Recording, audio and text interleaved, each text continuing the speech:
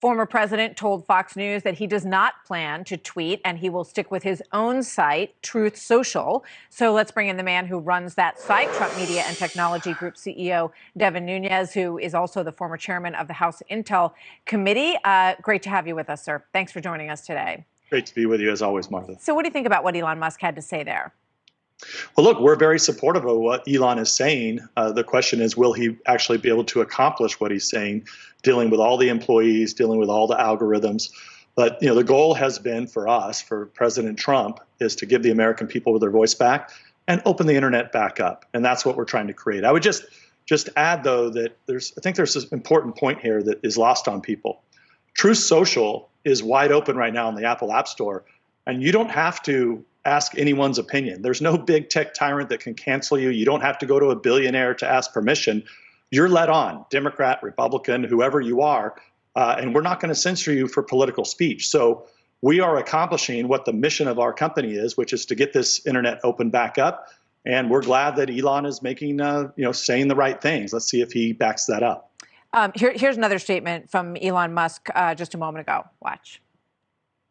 I've talked with Jack Dorsey about this, and he and I are of the same mind, which is that permanent bans should be extremely rare and really reserved for people where they're trying to, for accounts that are bots or spam scam accounts, where there's just no legitimacy to the account at all.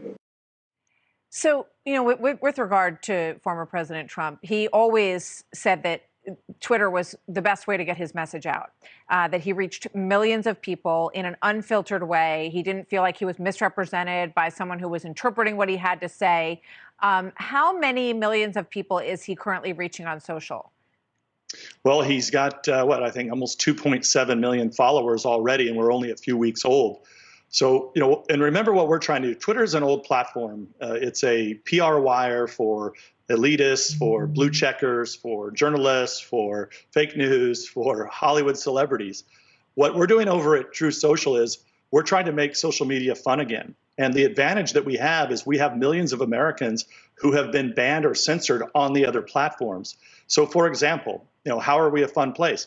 We have these awesome meme makers that make the coolest cartoons you've ever seen, and they've been banned from all the other platforms. So we're a home for them, and they know they can come and establish a home base where we're not cancelable by these other big tech companies because we built this block by block. Truth Social is built block by block. We can't be canceled. That's been our goal. So we're going to be that family-friendly, safe place. You're not going to be politically censored. And it's important to note, and I mentioned this last week on your show, I think, Martha, is that the users have moved on.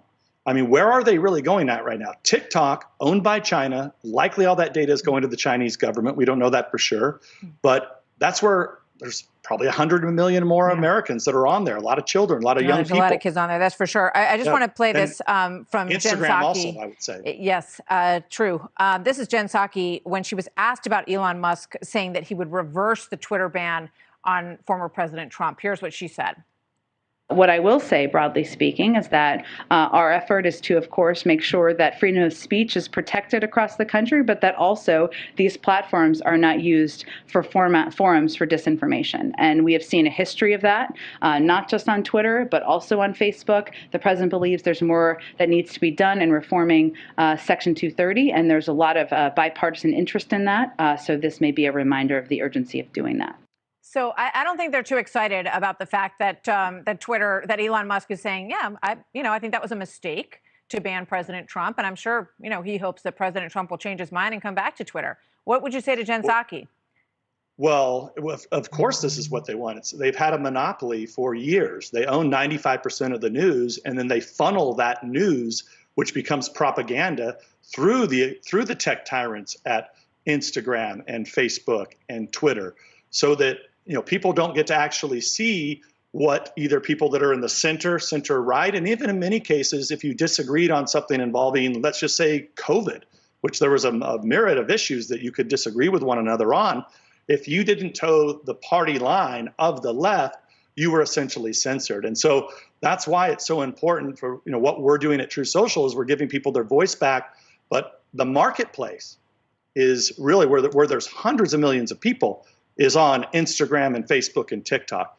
And we're trying to build out features that aren't not only make social media fun again and don't censor, but we're trying to make sure that we have a place that's taking the best attributes of those platforms so that we can also reach tens of millions of Americans ultimately, where we're a fun, safe place to be. Well, I think that everyone would agree that it's healthy to get these networks open, and the more the merrier, and may the best companies win. Devin Nunes, thank you very much. Good to see you again.